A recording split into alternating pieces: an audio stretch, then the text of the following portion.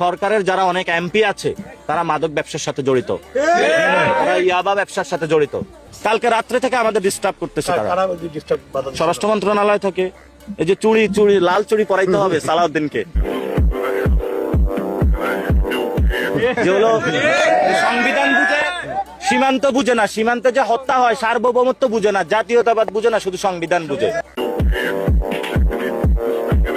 এই জন্য সরকারকে আমরা বলবো, আপনি যদি সত্যিকারের জাতীয়তাবাদী হয়ে থাকেন তাহলে আপনি সীমান্ত রক্ষা আপনার প্রধান কর্তব্য। আর যদি আপনি সীমান্ত রক্ষা করতে না পারেন তাহলে আপনি একটা ভুয়া জাতীয়তাবাদী। যারা ভুয়া জাতীয়তাবাদী আছে তাদের হাতে দেশ নিরাপদ নয়। নাসিরউদ্দিন পাটোয়ারি সাহেব, আপনি একদম ঠিক কথাই বলছেন। সালাউদ্দিন সাহেব শুধু নিজের পেট আর পরিবার ছিলেন, সাধারণ জনগণের কথা তিনি ভাবেন না। সীমান্তে যে রেগুলার হত্যাকাণ্ড ঘটতেছে এইসব দিকে তার কোনো খেয়াল ধ্যান ধারণা নাই। উনি শুধু ওনার অ্যাকাউন্ট ভর্তি করার ধান্দায় আছে।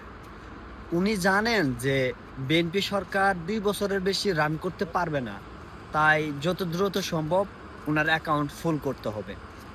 আর একটা জিনিস, উনি সংবিধানও বোঝেন না, ওটা সংবিধানের দোহাই দিয়ে দেশের টাকা লুট কইরা বিদেশে পাচার করার ধান্দা করতেছে। সো যেভাবে ঝাঁপিয়ে পড়ছিলেন জুলাই গণ অভ্যুত্থানে, দেশকে এইসব চাঁদাবাজ, দুর্নীতিবাজ, বাটপাড়ের হাত থেকে বাঁচান। আর একটা কথা বলবো, আমি কোনো দল করি না, দল মত সর্বশেষে আমি একজন সাধারণ নাগরিক বাংলাদেশের। সো আমি চাই বাংলাদেশ সার্বভৌম এবং বাংলাদেশ জাতীয়তাবাদ এসব রক্ষা পাক এইসব বাটপাড়ের হাত থেকে।